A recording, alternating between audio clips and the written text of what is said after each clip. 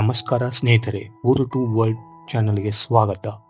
So guys, ಇವತ್ತು ನಾವು ಬ್ರೆಜಿಲ್ನ ರಿಯೋ D ಜನರೋದ ಪ್ರಸಿದ್ಧ ಪ್ರತಿಮೆಯಾದಂತಹ ಕ್ರೈಸ್ಟ್ ದಿ ರೆಡಿಮರ್ ಅಂದರೆ ಯೇಸು ಕ್ರಿಸ್ತರ ವಿಮೋಚಕ ಪ್ರತಿಮೆ ಬಗ್ಗೆ ಸ್ವಲ್ಪ ತಿಳಿದುಕೊಳ್ಳೋಣ. ಈ ಪ್ರತಿಮೆಯು ಪ್ರಪಂಚದ 7 ಅದ್ಭುತಗಳಲ್ಲಿ ಒಂದಾಗಿದ್ದು, ಇದು ಕಂಡುಬರುವುದು ಬ್ರೆಜಿಲ್ ದೇಶದ ರಿಯೋ ಪಟ್ಟಣದಲ್ಲಿ.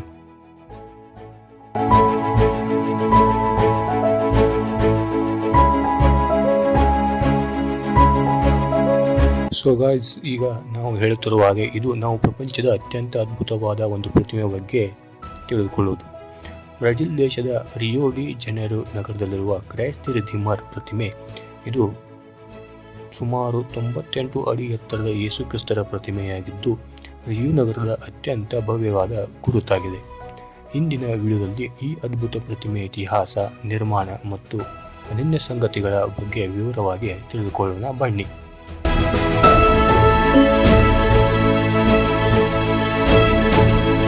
ಕ್ರೈಸ್ಟ್ ದಿ ರೆಡಿಮರ್ ಪ್ರತಿಮೆಯ ನಿರ್ಮಾಣವು 1922ರಲ್ಲಿ ಪ್ರಾರಂಭವಾಯಿತು ಮತ್ತು ಇದು 1931ರಲ್ಲಿ ಪೂರ್ಣಗೊಂಡಿತು.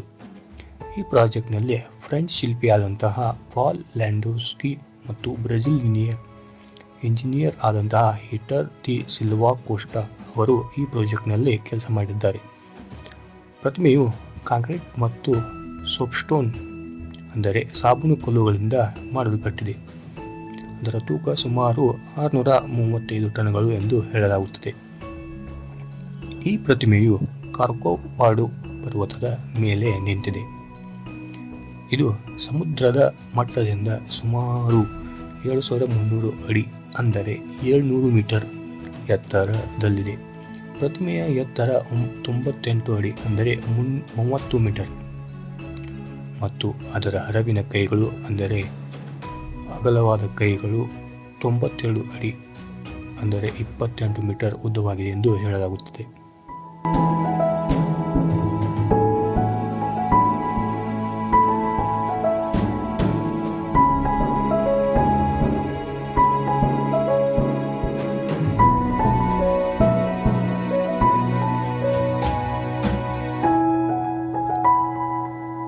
ಈ ಪ್ರತಿಮೆಯು ಕೇವಲ ಒಂದು ಪ್ರವಾಸಿ ಆಕರ್ಷಣೆ ಅಷ್ಟೇ ಅಲ್ಲ, ಇದು ಶಾಂತಿ, ಪ್ರೀತಿ ಮತ್ತು ಕ್ಷಮೆಯ ಪ್ರತೀಕವಾಗಿದೆ. ಬ್ರೆಜಿಲ್ ಒಂದು ಕ್ಯಾಥೋಲಿಕ್ ದೇಶ. ಸಾಕಷ್ಟು ಜನ ಇಲ್ಲಿ ಕ್ರಿಶ್ಚಿಯಾನಿಟಿ, ಅದರಲ್ಲೂ ಕ್ಯಾಥೋಲಿಕ್ ಅನ್ನು ಫಾಲೋ ಮಾಡುತ್ತಾರೆ. ಈ ಪ್ರತಿಮೆಯು ಅವರ ಧಾರ್ಮಿಕ ನಂಬಿಕೆಗಳನ್ನು ಪ್ರತಿಬಿಂಬನೆ ಮಾಡುತ್ತದೆ. ಪ್ರತಿಮೆಯು ತನ್ನ ಕೈಗಳನ್ನು ವಿಸ್ತರಿಸಿದಂತೆ ಅದು ಜಗತ್ತನ್ನು ಆಲಿಂಗಿಸುವ ಯೇಸುನನ್ನು ಸೂಚಿಸುತ್ತದೆ.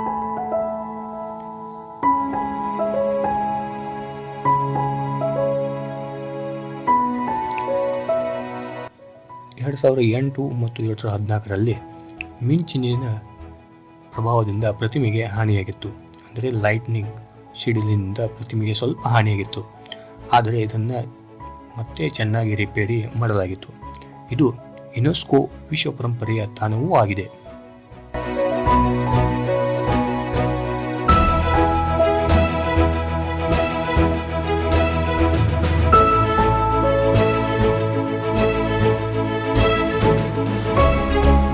ರಿಯೋ ಡಿ ಜನೈರೋಗೆ ಭೇಟಿ ನೀಡಿದರೆ ಈ ಪ್ರತಿಮೆಯನ್ನು ನೀವು ನೋಡಲು ಕಾರ್ಕೋವಾಡೋ ಪರ್ವತಕ್ಕೆ ಹೋಗಬೇಕು. ಸೊ ಗಾಯ್ಸ್, ನೀವು ಅಲ್ಲಿ ಹೋಗಬೇಕಂದ್ರೆ ನೀವು ಟ್ರೈನ್, ವ್ಯಾನ್ ಅಥವಾ ಮೆಟ್ಟಿಲುಗಳ ಮೂಲಕ ಮೇಲಕ್ಕೆ ಹೋಗಬಹುದು. ಅಲ್ಲಿಂದ ನೋಡುವ ಪನೋರಕಮ್ ವ್ಯೂ ಅತ್ಯಂತ ಅದ್ಭುತವಾಗಿರುತ್ತದೆ. ರಾತ್ರಿಯ ಸಮಯದಲ್ಲಿ ಪ್ರತಿಮೆಯು ಸುಂದರವಾಗಿ ಬೆಳಕಿನಿಂದ ಹೊಳೆಯುತ್ತದೆ. ಬ್ರೆಜಿಲ್ನ ರಿಯೋ ಡಿ ಜನೈರೋದಲ್ಲಿ ನಾವು ಸಾಕಷ್ಟು ಬಿಸಿಲನ್ನು ಕಾಣಬಹುದು. ಹೀಗಾಗಿ ಪ್ರಯಾಣಿಕರು ಸಾಕಷ್ಟು ನೀರನ್ನು ಕುಡಿಯಬೇಕಾಗಿ ಹೇಳುತ್ತಾರೆ.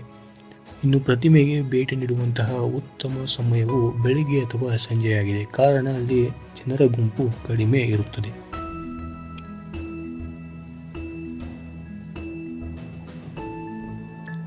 ಇನ್ನು ಈ ಪ್ರತಿಮೆಯ ಬಗ್ಗೆ ಇರುವಂತಹ ರೋಚಕ ಸಂಗತಿಗಳು ಯಾವುದಪ್ಪ ಅಂದರೆ, 2010ರಲ್ಲಿ ಪ್ರತಿಮೆಯ ಮೇಲೆ ಗ್ರಾಫಿಟಿ ಬರೆಯಲು ಪ್ರಯತ್ನಿಸಿದವರನ್ನು ಬಂಧಿಸಲಾಯಿತು. ಹಾಗೆಯೇ ಇನ್ನು 2014 ಫಿಫಾ ವಿಶ್ವಕಪ್ ಮತ್ತು 2016ರ ಒಲಿಂಪಿಕ್ ಸಮಯದಲ್ಲಿ ಪ್ರತಿಮೆಯನ್ನು ವಿಶೇಷವಾಗಿ ಅಲಂಕರಿಸಲಾಯಿತು.